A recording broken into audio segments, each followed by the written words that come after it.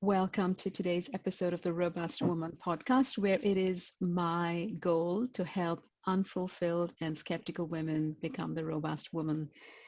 For those of you who are joining us on Facebook or YouTube, welcome to you as well.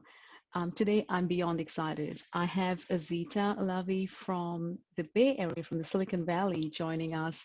And Azita and I cross paths in more than one arena. Both of us belong to the John Maxwell Leadership Institute, as well as we're both very passionate about mental health, and therefore we both also have an association with Dr. Amen from the Brain Health Coaching and Certification Program. Azita, I'm beyond excited. Welcome to the Robust Woman podcast. Hello, dear Arti. Hello, friends. Thank you so much for having me in your beautiful program today. First of all, let me tell you, I'm so proud of you, Arti. I'm so proud of you for what you have accomplished, and more importantly, for the journey of growth you have been on. I was actually listening to some of your videos today, and I was so impressed. And you are a voice and a source of hope and inspiration for those who are really paving the road on their journey of growth. So I salute you and thank you again for having me. Oh, thank you. That's very kind of you. Thank you, Azita. And, Azita, I am really thrilled.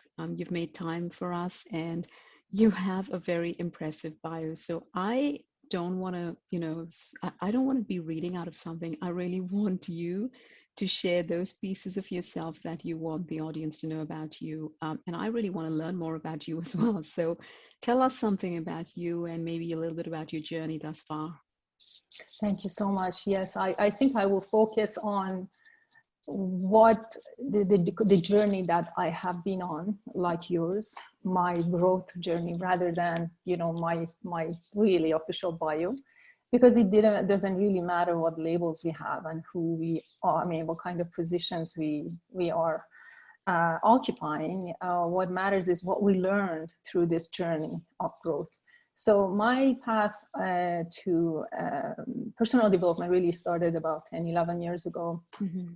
And while I was at the beginning, I still am, I'm learning every day, but I was a little bit skeptical. And so I was just learning and learning and learning.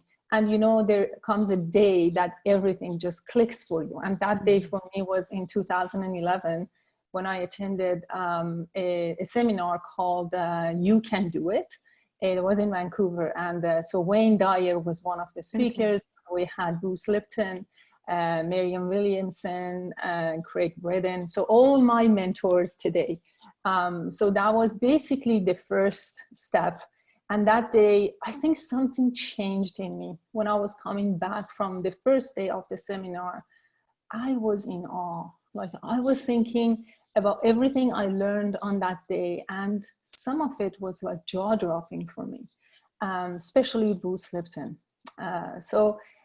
Yes, it started then. And so, as growth is supposed to be, most of the days you go back to your programming. So I was just going 2 steps forward and 3 steps backwards. And then, it takes time. And as you know, it takes really repetition for us to really say that, I'm really on this path and I'm progressing. I'm getting somewhere. Yeah. And so back in Vancouver, I was still in my job with the government of Canada in the international development arena. And I was working as a full-time employee, as a communication and partnership officer. And so back in 2013-14, almost, the government, I should say, thank God, because everything happens for a reason. Absolutely. And so on that day, on that year, and specifically in October, our Prime Minister decided that they want to merge the Department of Aid, International Development, with the International Affairs. So what they did, as a result, the regional offices closed their doors, and I was either supposed to go back to Ottawa or stay put and go to another job position. And so that was the moment for me to say, I don't want to do that anymore. Although I really loved international development, but there was no possibility to go back to Ottawa. So I had to go to like international development, which is still a very beautiful, ministry, and is very respectable. But that wasn't really what I wanted to do. The reason I was with the international development is because I loved people, and I really always in me there was something wanted to help people. Mm-hmm. So that was the intention really. And so there was an incentive. They told us, you can go back to school and update your education, and you can do whatever you want to become more employable. So what I did, I decided to become a CPA, Chartered Professional Accountant. And so I went. It was such a huge struggle for me. And I tell you, because DISC, and maybe our audience also know DISC. Uh-huh. I didn't know why I was struggling so much, although, I studied even mathematics and I teach mathematics now, but it wasn't mathematics. It was the detail and the level of accuracy that is needed in that, type of occupation. And I was so struggling with that. So I did 2 years. I passed a national examination, which was really difficult. But then my husband was here already for 2 years, and he was not very happy to stay by himself because he had lost his job exactly on the same, oh my goodness, almost the same month as I changed my career. And so we decided, it's time to go and join him. And so we came here, and it was very difficult for me to go back and do everything from scratch, because I realized that the California Board of Accountancy really wouldn't accept my credentials, and I had to go back and take 5 more or 4 more examinations, really basically start everything from scratch. And so that was, again, another milestone in my life that kind of was, my destiny was telling me, you have to do something else.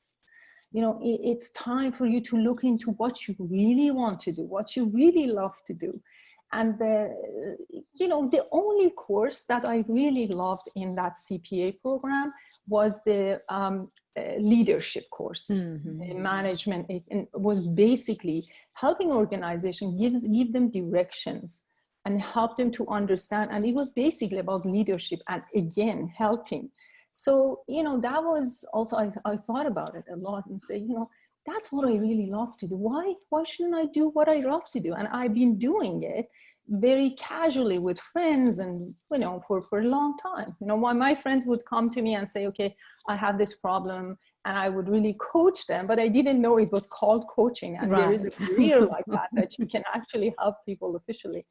And there is something called leadership, because leadership is a soft skill, and you really don't see it in universities. Maybe in the past couple of years we see it, but it wasn't really recognized in our time. So basically, I started looking into leadership courses and different mentors that I had, and I came up with John Maxwell team, and I realized that I really love this community. Why? Because they're like-minded people, first of all, and also the methodology and yes. the programs that we have at our disposal is just so invaluable. I mean, nobody can compete with that. This amazing university online that we have. And so I joined, and I'm loving it. I mean, I'm a student. I think I will be a student forever. Absolutely. And so this is the journey I'm on, and I've decided to be a student for the rest of my life. And so yeah, that's who I am. And so what I do right now, that's what I do. I share what I know with other people, and I share my experience. I share what I learn, and I also help John Maxwell Team French youth program. I lead the youth program, and I'm very thrilled about what we're seeing, the results that we've seen. Recently, especially, we had a couple of testimonials that it really made my heart really, really happy. It was such a moment of joy. And I also teach on a very part-time basis. I just accepted 1 or 2 students very part-time. and I teach mathematics, physics, and geometry, the high Awesome. school. And also I used to teach French, not at the moment. And I do coach, leadership and personal development. And so I have my own, organization. Keeps me busy. But again, I'm a student and I will be a student. And the more I learn, the more I realize that I really don't know anything. And this will go on forever. So thank you. You have just inspired me. I just love how, what could have potentially been perceived by you as an obstacle or a hurdle, you use that to change the trajectory of your life. You found your sweet spot. You spoke about the DISC personality. For those of you listening who don't know, it's one of the, it is really a great way for you to uncover your personality style and then leverage your strengths and work on, as you said, I'm pretty much the same. I always realize, why am I getting, I don't like the micros on this big picture. Like, I think, you see the forest, not the tree, and then you realize, okay, that's, personality. And when you identify that of yourself and of others, you just communicate effectively. So both Azita and I are both DISC certified and consultants. So if you ever want to know a little bit more about that, feel free to reach out to us. But, you spoke about living your life out of purpose, out of significance, and really helping people. So it's a journey where you continue to grow, you continue to invest in yourself, but then you also in parallel impart. And that's sort of what this movement, the Robust Woman movement, is about as well. And similar to yourself, I've faced lots of challenges, and it's a process of overcoming, a process of learning and growing, and then you want to just bring others on that journey. And in the last few episodes, we've been speaking about fear, because one of the things that I realized in my own life, Azita, was that it's taken me a lot to break ties with fear. And if I could do life differently, if I know what I know now, if I knew that back then, goodness, my life would be so different. But I'm thankful for that journey. I'm thankful because that's been, but for the women out there listening, and I know that both of us also come at this from a mental health standpoint, because we know there's, different facets to this. But I feel very strongly, and I feel I'm very passionate about helping women break ties with fear. And I want to maybe just get, and we've been speaking about this, I'd love to get your perspective on your definition of fear. And really, how would you define fear as an emotion, as an experience? Maybe if you can talk to us a little bit about that. Absolutely. And thank you so much. That's exactly why I'm here. So I think this subject would be really of interest to you and your friends, I hope, because whether, the audience is a professional woman dealing with work stress, related stress, or a parent or teacher dealing with everyday challenges, fear is a reality of life. And so the tips and strategies that we want to today share is exciting. And the part of it is from life experience, my own challenges and problems. As you said, if we knew the answers back then and what we learned, but if we didn't have those lessons, we wouldn't become who we are today. Absolutely. And I think, we go through what we go through because we have a mission, a calling, and those are really helping us to get where we are today. Yeah. So we should be thankful, I believe, for our challenges. And when I was listening to you, Arti, I was like, oh my God, this woman is such a source of inspiration, a woman out there. And, you really inspired me. And the way you were able to get rid of that fear, that the depression, the problems, and become who you are today, someone that is a leader and helping other women. It's just an amazing journey. And, again, I'm very inspired by you. So today we want to learn about fear and anxiety and understand what fear really is. Because if we don't know what it is, how can we get rid of it? The first thing is to understand what fear really is. And then we want to find out how to change our response to fear and the situations that are out of our control that are creating stress and fear. So, for example, right now we are in an experience, all of us together, this COVID, right? Yes. And so we're all worried and all feel threatened. And, today I was just explaining to you, the weather here is just unbelievable. Never seen anything like that in my life. It's orange. Gosh, you look at the sky, it's dark. 8 a.m. in the morning, 11 a.m. is so dark. It's like but it's orange. How can you explain this? Yeah. And so it is because of the fires that we have around us, but it's scary, isn't it? It's worrisome. Mm-hmm. And because you've never seen anything like that before, it's uncertain. Yes. There is an unknown cause for it. And so that creates stress and anxiety. So first, let's understand, I just want to make it clear that we can never eliminate fear completely. That's impossible. Great point, yeah. Because fear is a natural reflex, is an energy, and it's always with us, right?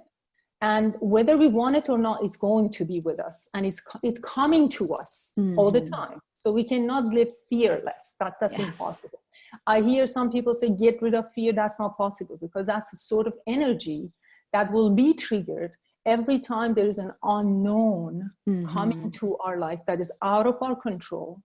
And that's a natural response of the body, right? So the only thing we can do is to manage, change, reduce, and control this energy. I love that. That is such a good point you've made, because you're so right when people say, they use the word fearless. Yeah. And then you see a lot of people going, oh my goodness, that person must be achieving what they have because they probably have this fearless. Well, when in fact, no, they're just managing a response to a circumstance. So I'd love to, let's maybe unpack that a little bit. So just in terms of, So again, as you said, we are changing our response to fear, right? Our mindset and our thoughts, we cannot really get rid of it. It's an energy, right? And change is never easy, of course, never has been, never will be. But when we understand why change is difficult, then we can do something about it, right? So why do we resist to change? Because change is uncomfortable, right? Yes. So there are basically two reasons for us to not really adapt to change. One goes back to energy, because we have to change something. It's fear is a different kind of energy that we want to change. So we resist to change. And second one goes back to our brain, which we're going to talk about it later. So we said fear is an energy, is an emotion, right? We all know that. It's an energy in motion. But again, the law of energy and conservation in physics says energy will never disappear, but it changes from one form to another, right? And the law of conservation, what does it say? It says the total amount of energy in a system always stays the same in any given condition. So what does that mean for us?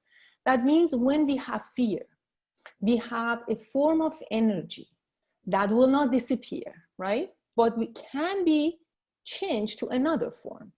And so there is a specific amount of energy available to us as we know it, right? We are a system.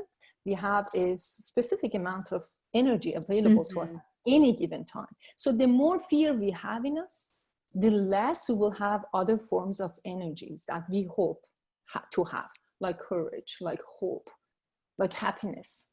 So we always have to be careful of this balance, because the law of conservation says you cannot make this amount will stay the same. Okay, so be careful how much fear you want to tolerate. Yeah.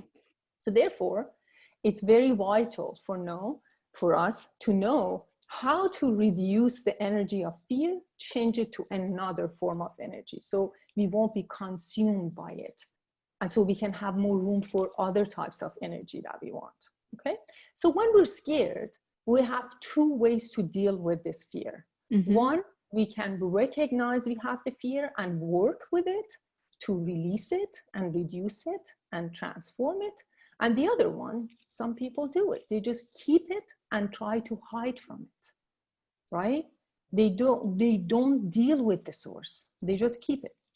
So when we have fear in ourselves and we don't like change, we try to create a world around us that is predictable, right? Because we say, okay, this, and that is scary. And so what we want to do, we want to control things that are out of our control.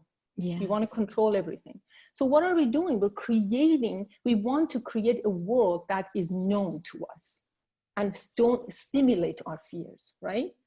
So by trying to control, we create actually a world that is very frightening, because we always want to control something, and everything in life becomes me against it, right? I'm always in this defensive mode that I have to protect myself. And guess what? The problem is life will challenge us and give us more of what we're trying to control, because that's where our focus is.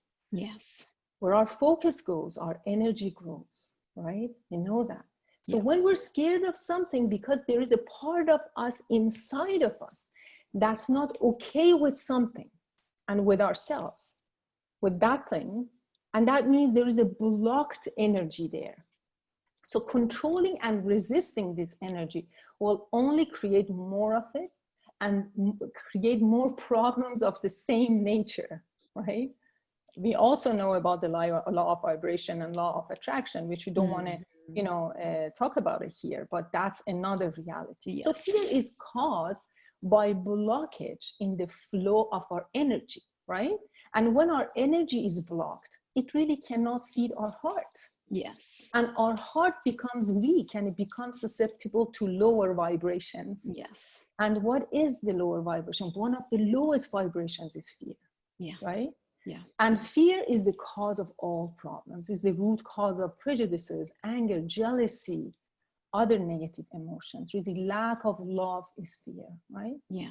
So which is interesting as well. Yes. I think when you just say that, I'm thinking, there's two things, right? When you think about, when you speak about the lowest, it is absolutely the lowest form of energy, but also as an outcome, you can have two things, right? So I think it either lets you, to your point, is everything becomes the enemy. So then you have, it compounds into all those different forms of, anger or envy, and those are like kinds of the sins of commission, if you will. It's like, but then you also have the omission ones, which are, I don't want to do that. I will never, I'm talking to the people now, to the women now who, you've put off from doing something because you just don't want to confront the fear. You're trying to control what you have because you're in a happy place, supposedly thinking you have this in control. But this year, more than anything else, has taught us that we have no control.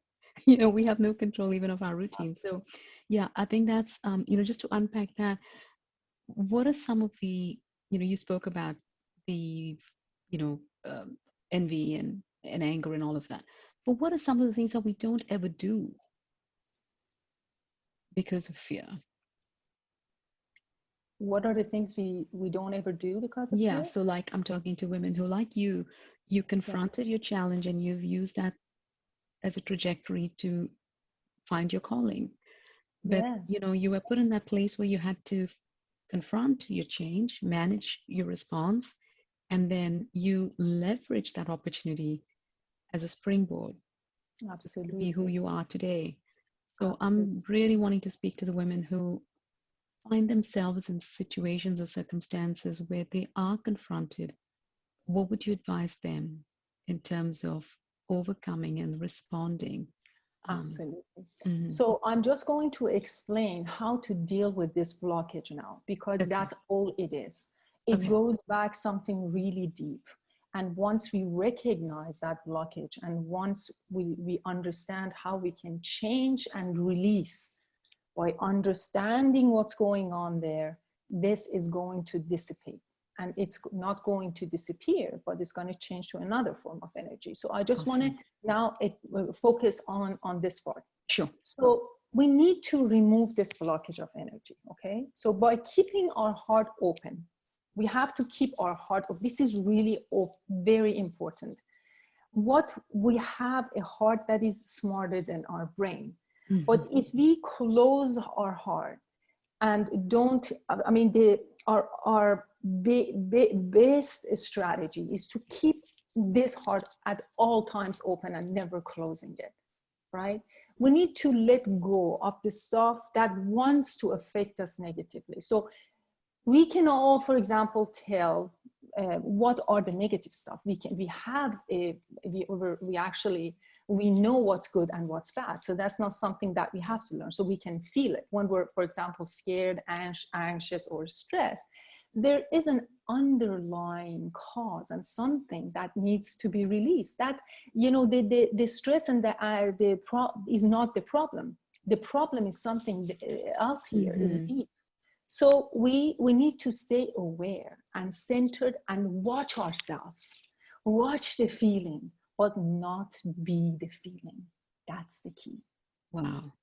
That's the key, because we are not our feelings and emotions, but Yes, those are energies that we pick from other people, from the events around us, from the past that are coming to us, the programming, the subconscious mind.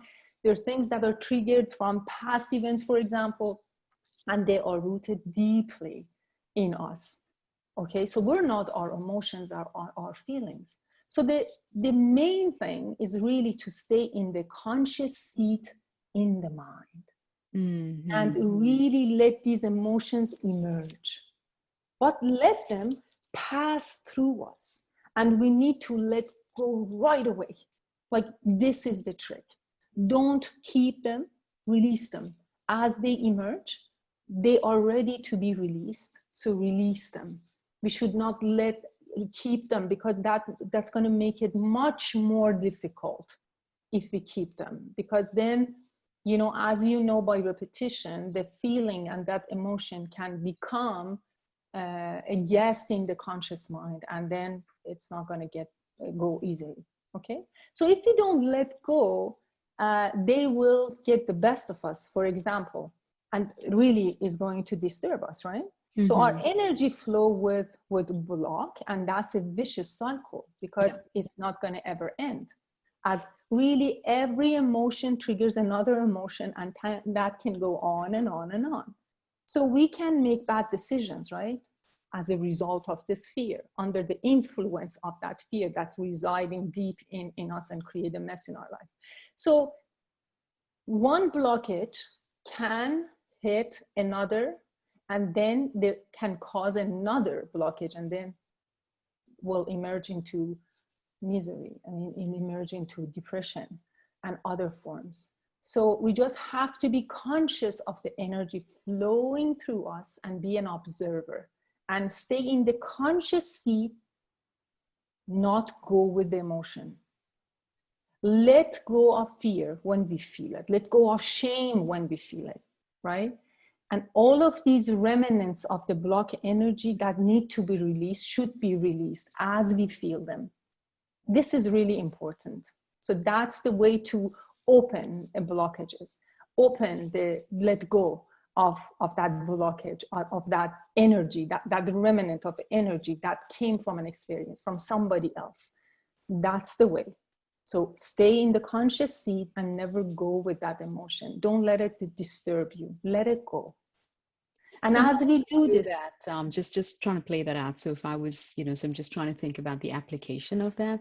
yes. Does that take, we speak a lot about the renewed mind, and you spoke about this emerging from the will, from the heart, you said, right? So it's almost as if you have to take that and intercept it. Is it you have to say, I'm not making agreement with this.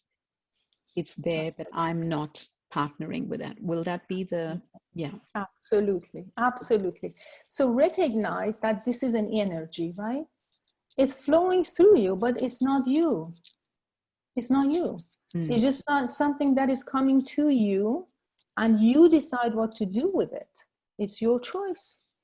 And when you're sitting in the seat of consciousness, apart and separate from these energies, then you have control. Yeah. So choose which one you want to keep, which one you want to release. And as I said, we all know what's negative and what's positive. We can feel it, right? Yes. Yeah. So then what, and the trick is not to keep them, like don't get attached to that energy, Right. because it's very destructive. Okay, got it. And all our problems come from that attachment. That's good. Okay. So now, if you agree, we want to talk about the brain. Yes, please. So let's look into that and see why we resist change. Why we resist change when it comes to our brain. So we have a brain that is, as we know, is amazingly intelligent and capable, but also can cause us many problems in the process of change and adaptation. And that's because we're using different parts of the brain, and also because some parts are more powerful than the other parts, because those parts that are more important override the other parts. Okay, so let's see what part of the brain is really responsible for worry and stress, and whether there is something we can do to get rid of that level of fear. Obviously, we cannot get rid of it, but control it and reduce it. And what section of the brain is responsible for the decision making, for the decision to grow and to take control of what's bad and change it? So what is that part of the brain? Okay, so when we're scared, we feel there is something obviously that's threatening our safety. It's something that happens automatically, as we said. So it's a natural process also in the brain. So we could be scared of some unknown result, let's say of a job interview, a professional exam that we have, or something much more important, like for example now, COVID, could be here for our lives. So it could be real or it could be imagined fear. It doesn't matter. Both are equal to our brain. It's received the same way, right? So both will be received exactly the same way by the brain, and will be processed exactly the same way, and the effect to the brain, to the body, will be exactly identical. This is very funny. So fear can make us, as we all know, do a couple of things that we call fight and flight. The first thing we do, we try to fight, right? The second reaction is like we freeze because we feel that we're stuck, or we are in shock and we can't do anything about that, right? Just stay there. Yes. And the third one, we might faint because it's so overwhelming and we cannot handle the emotion. And the fourth one is just we run away from the problem, right? We run away. So we get scared because our brain wants to protect us from danger. That's something that our brain always wants to do. It wants to protect us from our uncertainty, from unknown. It's almost like, when a virus attacks our body, our white cells want to fight the virus, and the body's temperature rises to kill the virus, and the white cells destroy the virus, right? Same thing happens in the brain. So imagine we have an important, let's say, professional exam coming up soon, or we've studied and we're ready, but we still feel the fear. We're still scared. So why is that? It's because the result is still unknown, right? We don't know what's going to happen. Or we have to go to the doctor's office nowadays, and we're still wearing masks. We're very careful, and we're still worried and very scared because we don't know. I mean, there's several stories telling us, some people might be just carrying the virus, and probably they don't have any symptoms. So that's several reasons we might be scared. So our brain is always analyzing to see if there is danger to protect us. And when there is real or imagined danger, doesn't matter, our brain becomes alert and fires off chemicals that create that stress or fear. And those chemicals also gives us energy. They give us energy to do what we already explained as fight and flight, right? So that's why we have those, we get scared, fight, freeze, faint, or run away. So again, we said, like a virus, when a virus attacks our body and we have a fever and we feel weak and sick, fear is also reducing our capacity to perform, and sometimes is paralyzing. Now let's have a closer look at our brain and see what happens when we're scared. Okay, so amygdala actually is that part of the brain that's responsible for fear. We also call it the emotional center of the brain. So amygdala actually comes from a Greek word that means almond, because that part of the brain is really look like an almond. And amygdala has actually tremendous power over our perceptions and actions. So our amygdala senses potential and real danger and orders the release of those neurochemicals like cortisol, epinephrine, norepinephrine, adrenaline, and those are causing us to have that stress and fear and anxiety in the body. So at that moment, the amygdala is controlling our thoughts and our mind. In fact, the thought of, for example, failing at that interview or at that test results in the release of those stress hormones and create negative results, which is creating fear and anxiety. So if you want to, let's say, pass that test, we need to make sure our thoughts are supporting us, right? So establishing an alignment between our beliefs and our thoughts with our behaviors and actions is the trick. But it's actually going to create what we want, and it has a name. What's the name? It's called priming the brain. So the tips we're learning here are actually going to help us to prime our brain and calm our amygdala. So our brain actually, as we know, can change, and that's a good thing. It can improve because it's very flexible, and we call that flexibility neuroplasticity. Yeah. And that means we're able to change our beliefs. We can, therefore, change our life. We can change our result.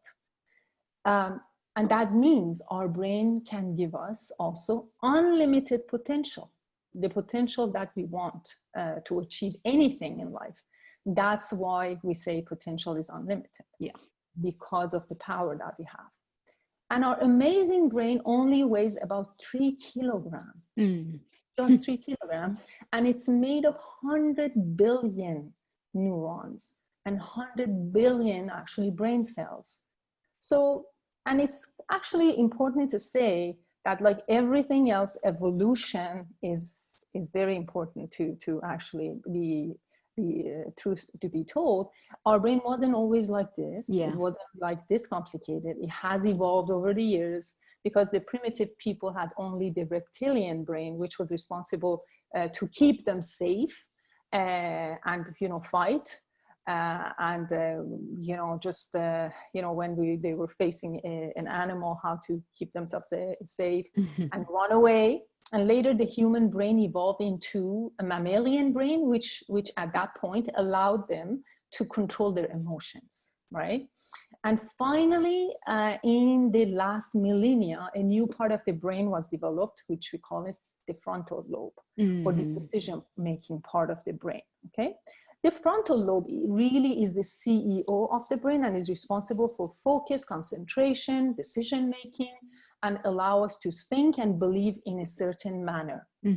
So what does our frontal lobe really do? It helps us to make decisions and really change our beliefs, change our thoughts, and actually help us to prime our brains.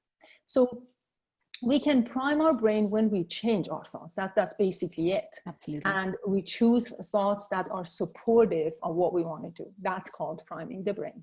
Now, we have to know that, again, our thoughts are made of neural connections, right? Every thought or every experience in the brain really exists as neural connections. It actually does exist, every thought. So when we think, we're making these new neural connections, right? We said our brain is flexible and we can change it, and that means changing our thoughts and beliefs is in fact creating neural connections and literally changing our brain, right? So we said that's why we call it neuroplasticity and flexible. Another reason, though, for us to not be adaptable to change is because our brain wants to save energy. Yeah. Right? It doesn't want to burn calories. Yeah. Exactly. So wants to save energy. So instead of every time making decisions and spend tons of energy, as you said, our brain prefers to go to our reference, to our storage, which is our subconscious mind, where we have saved that, those past experiences, memories, beliefs, and good or bad, and then pull up something from there, right? So those bad experiences activate fear, right? Activate the fear center of the brain, or the amygdala. And therefore, the stress chemicals will be released. Yeah. So our subconscious mind, or our storage, is responsible, this is really important, for 97% of what we do. 97%. Again, because our brain is stingy, doesn't want to spend energy. So basically, our subconscious mind is responsible for the way we think, the way we behave, and it processes over 400 billion bits of information per second. Goodness. It doesn't fit even here. That is crazy. Yeah. If you want to do really well at that exam, but you're scared, that means your subconscious mind is not in alignment with your conscious mind, or your decision-making part of your brain. And your thoughts and beliefs are not supporting what you want to happen. That is why. There is no alignment between the two. And now the only way to change that is to prime the brain. And that means we have to replace those beliefs and thoughts with the new ones, right? And that's called priming the brain. And now we have a couple of strategies that we can actually do to help that priming the brain happen. But before we go there, are there any questions, anything that you want to add, Artie? No, goodness, this is really, really super helpful. The way I was imagining what you just said is, it feels like we have these archives of experiences or, responses. And the brain is so lazy that it just pulls out from, you did this the last time.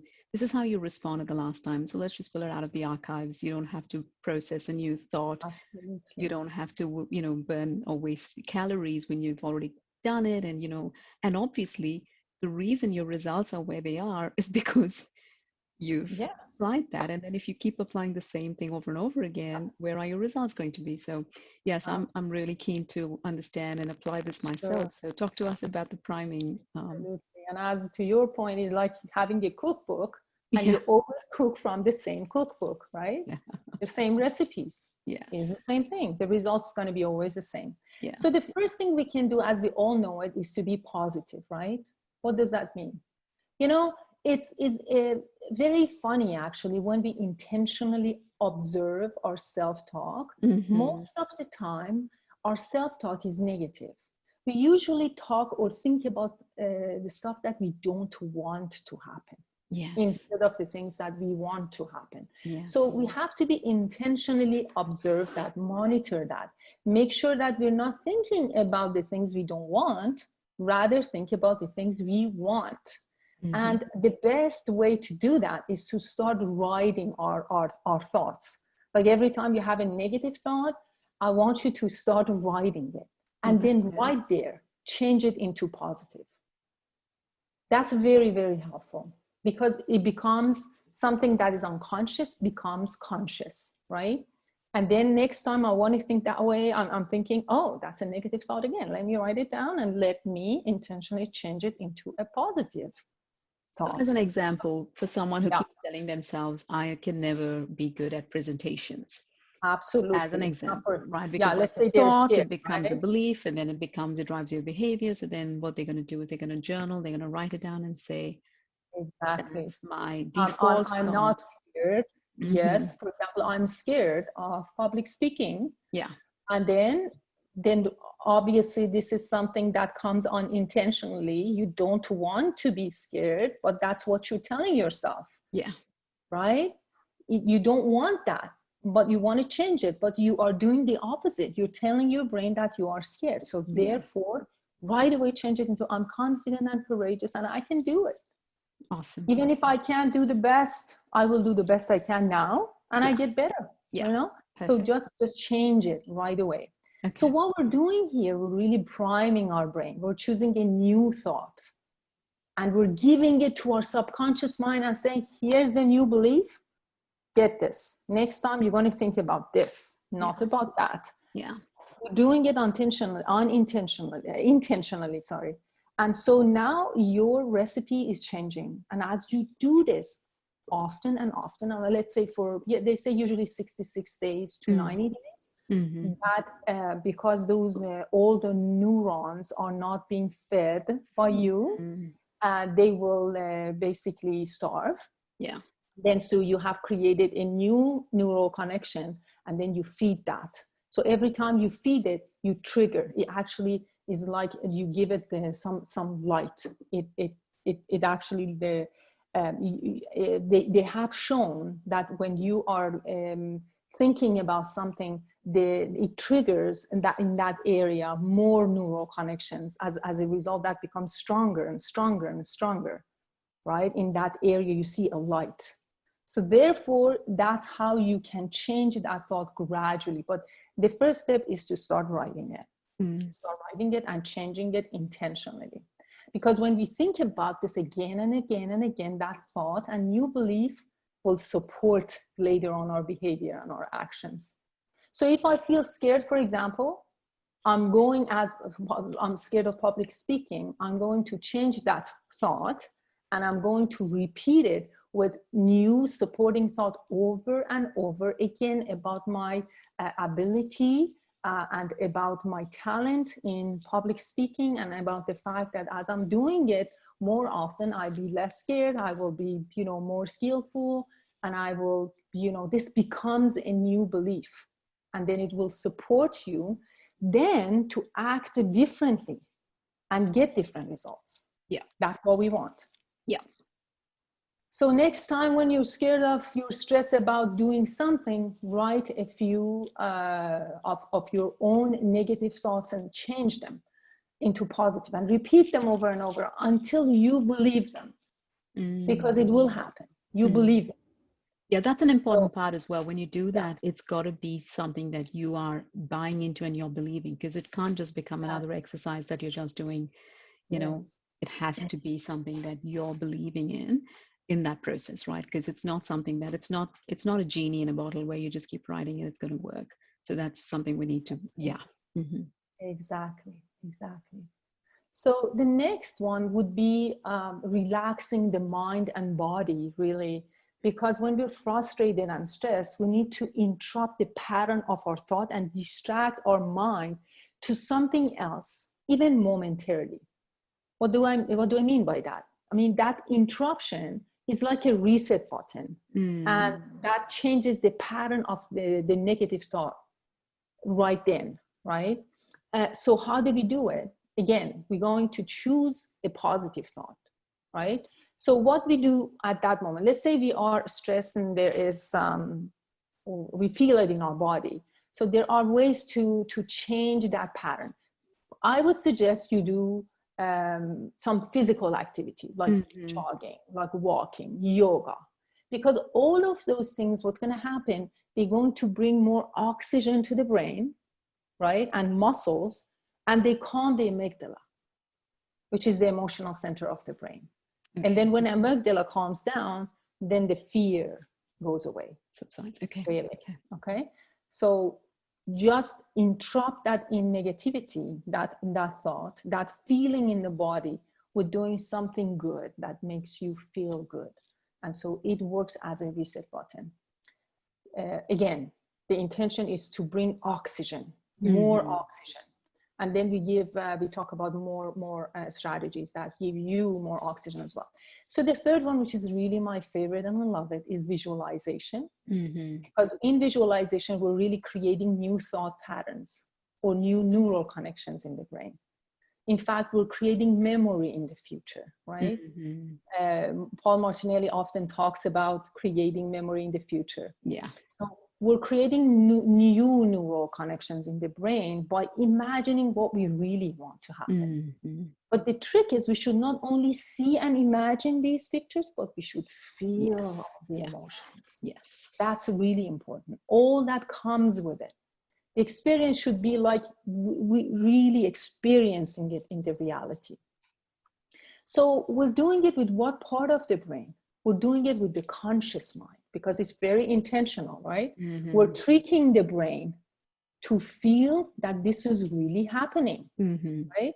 And we're deciding to do it. It's intentional. So, and we want to give this information and image to who? We want to give it to our subconscious. Yeah, absolutely. Right? So that's what we're doing. So we're tricking the subconscious mind because it cannot differentiate between what's really happening and what we're creating in our head. And that's an amazing tool that's available to us. And we can use this technique to write new patterns in the brain that will help us to build new habits, new actions that will give us the result that we want. I love visualization. Mm-hmm. It's really fantastic. The fourth strategy is slow breathing. And slow breathing, again, brings more oxygen to the brain and increases the level of relaxation in the body and calms the amygdala and basically deactivate the amygdala and reactivate the frontal lobe in the brain. Mm-hmm. Okay? And how does that work? We take a deep breath for 5 seconds, like 5. And then we blow it out for another 5. But we do it as if we are actually blowing out through a straw. Yeah. Okay. Right? Like, I shouldn't come like, not like that. Mm-hmm. Very slowly, like this. For 5. Okay. And we do this for 6 to 10 times. Okay. So before we're going to an exam or there is something that is really stressful, this is the quickest way to calm the amygdala. So take a deep breath for 5, and then blow out like you're blowing out through a straw for 5, and do it 6 to 10 times. Okay, it's gonna. And then the couple of minutes, and you've got a Mm-hmm. And then it reactivates the frontal lobe. That's the good part. It's amazing. Wow. So affirmations is the 5th one, and they're very empowering because, again, what are we doing? We're giving supportive and positive models to our brain that will help us to focus on our goal. And with practice and repetition, again, they become automatic, and eventually they create a new pattern in the subconscious mind. They become a new programming, right? Mm-hmm. So what are these? We all know what affirmations are, but they really work. And they, for example, I usually, recommend to people to write them on sticky notes and put them somewhere that they can see it. Mm-hmm. Because the more you see it and the more you repeat it to yourself, the more you believe it. Yeah. So example of affirmations like, I'm ready, I'm intelligent, I'm hardworking, I can mm-hmm. do this, I have whatever I need. Mm-hmm. Whatever that's empowering and help you to feel good about yourself. And then as you look at them every day, you will believe them. And that they are all true. None of those are lies. But you remember how powerful you are. So the 6th one is meditation. Mm-hmm. We all know meditation is calming and relaxing the body. Why? Because we're emptying our head from thoughts. And some meditations are guided, as we know. They have music or words. And some others are just, you are concentrating on your breathing, right? The ones that have music or words, they are creating new thoughts and neural connection, whatever that is that you are hearing, right? They are giving you new ideas, new supportive thought patterns, right? But sometimes, as I said, you can just focus, empty the head and just focus on emptying the head from thoughts. That is very, very powerful. And we just focus on our breathing, right? And also we focus on the natural rhythm of the breathing. Just focus on this natural rhythm, that sound, because that's going to create a vacuum. You are going to get rid of what's coming. You're just focusing on that. And that moment is very, very helpful because, again, that's a reset for the brain. The stress, the amygdala, it activates. Right? And then you distract you from negative thoughts and relaxes the body at that moment. It's all connected. Yeah. The sixth strategy is good sleep. We all know how Oh, sleep goodness. is really Yes. important, and it's really recommended, as we know, 8 hours. So to pay attention to my sleep pattern has been disturbed lately. I don't know if it's related to waves around me, but I can feel that this is really impacting me hard. I feel weaker in the heart, Mm-hmm. and I feel that I'm lacking some vitamins because of the fact that when you are asleep, you have a deep sleep, the body is detoxing, right? That's the time that the body is detoxing, the brain is detoxing, all the organs are detoxing. But that only happens when you go to deep sleep, right? So you Mm. have to make sure you get that deep sleep that you need for your brain to rest and detox. Is very, very, very important. Okay. So usually they say, before going to bed, at least for 1-2 hours, don't look at the screen, don't look at on Phones, your yeah. phone, don't watch TV. Switch to, like, for example, just meditate, listen to something calming, take a shower, warm shower, do something that relaxes the body and calms the amygdala, so you can go Mm-hmm. sleep. But what's happening is, until the last moment, and maybe a lot of us are like that, I'm spending on my computer doing something, and then I'm Yes. rushing to brush my teeth and go. And so my brain is still so active. The amygdala cannot calm down. It's like, Yeah. so that's I hard. relate. Yes. I know, all of us do. The seventh one is, that's also one of my favorites, is using the energy of fear and turning the fear into action. Okay. So remember, I said when the chemicals are released from amygdala, or the emotional center of the brain, it creates a lot of energy. And that energy in the body creates the fear and stress that we say it's help us to make us to do, four things that we call fight or flight, right? Yeah. So that's a tremendous amount of energy that's being released. Now we can turn this energy into another form of energy. We actually can use it. So because we know energy never dies or disappears, right? But changes its form from one form to another.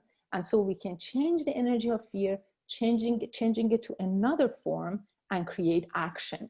So what can we do? Here's what we can do. So first, when I feel that fear, I ask myself two questions. What am I thinking right now? Observe. Mm. Mm-hmm. What am I thinking right now? So I'm assessing what I'm thinking. And how am I feeling? Because it's Mm-hmm. very important to understand that, again, I'm not my emotions. These are emotions and energies that are Yeah. coming and going and coming and Mm-hmm. going. So what am I thinking, and what am How I I feeling? was, yeah. How am I feeling right now? Okay, so I'm going to ask myself these two questions. What am I thinking right now? How am I feeling right now? So by asking these two questions, in fact, I'm taking a distance from myself and observing myself, right? Mm-hmm. Observing. Now So you're sort of removing yourself from the equation, right? So exactly. you're becoming almost like you're perceiving that as if that's not happening to you. Absolutely. Okay. That's Yeah. right. Okay. Exactly. That's what we Mm-hmm. said. Sitting on the conscious seat of mind, and don't go with the feeling, right? Mm-hmm. You always sit on the conscious seat of mind and don't go with the feeling. Just Okay. observe it, because that's always in the lower vibration, and you Yeah. are here. And that feeling of fear or anxiety or whatever negativity that is always lower. Don't go down. Right. Don't go down to that level, Got it. right? Observe it That's and deal good. with it right there. Yeah. Good. So we ask ourselves what, and now then I ask myself, what is my intention right now? What is my intention right now? Is my intention to move forward, or to stay with this fear, go with the Mm-hmm. fear? Now you're assessing the next action you're going to take. What is my intention right now? And then you ask yourself one thing to do to move forward with whatever that helps you to move forward with your goal. Take one action, one small step, because that's a reset to rewire the brain. Just one small action.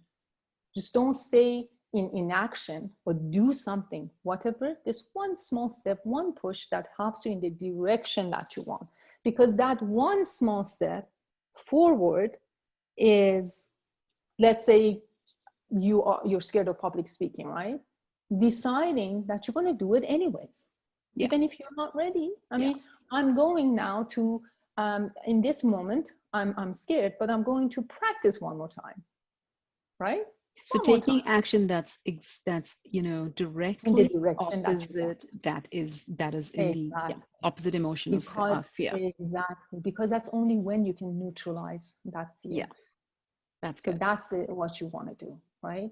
So these are the steps. Of course, there are other things there is so many other things we can do. But for me, in my experience, these 7 strategies were really helpful. And my favorite is, basically all of them are my favorites, but I like deep breathing because it's really quick and you can do it anywhere. Visualization, you can do it anywhere, right? Those are the things that you can do anywhere you are. You can change the energy wherever you are. So like meditation takes a little bit more time. If you are, yoga or jogging, might not be sleeping, you can probably can't do it. But those are the things that you can do anywhere you are, and they happen really quickly. So hopefully those are helping. Do you have any questions, or do you want me to just wrap up the session? No, I think this has been so helpful. I honestly think I want to bring you back to unpack a little bit more about the application, because I think this has just given us so much. It's very, you've just been able to articulate this, it's very sciencey, but you've just simplified it for us so well. So thank you so much. But yeah, what would you really encourage now that you've given us the strategies? Maybe we'll wrap up by letting the audience know what is some of the easy, you've just said about, as an example, breathing, right? Even I know the Apple Watches now, you can set alarms and they will just let you, have you been, breathing? So, but what are some of the easiest and the most, like listening to this podcast or watching this video, what are some of the key takeaways you'd leave the audience with? Absolutely. I just want to say for one last time that fear is not you, right? Is not you, is an energy, is manageable. Okay. So don't think that when you're scared is because there is something wrong with you. It's just, we're usually scared when we are resisting change. There is something around us that we think we don't have the control of and we cannot change. So that's why we feel this energy. It's coming to us because there is something unlocked. There is some kind of energy blocked inside, caused by some stuff that happened in the past, that at that moment we might not know exactly what it is, but it's actually a blessing, because it's telling you there is something inside that is ready to be released. Yeah. And as you release them, you be free. I mean, every time you release something, just don't react to it as something negative. It's actually a blessing when we can feel these emotions. They're telling us something. Yeah. There is something that deep down. Now it's came into fruition, like it's ready to be released. Yeah. So the first thing always is also to acknowledge that you're scared, because you're observing it. So because fear should be understood, it's very, very important. And we should be intentional about changing the energy of fear, of anxiety. We have to do this intentionally. It just doesn't happen on its own. Absolutely. If they say, live fearless, is something intentional. You cannot be fearless, but you can help yourself to manage the fear. Okay, so we can create, again, as we said about brain, we can create different neural connections. We talk about priming in the brain by giving ourselves through the, positive thinking, affirmations, visualizations. What are we doing? We're giving new and supportive thoughts, new neural connections that as we repeat them, they become automatic and they become the new programming in the subconscious mind. So we can do all of these things. I mean, it's available to us. we now know how to calm the amygdala. You know, we said we can do a lot of things, deep breathing, we can do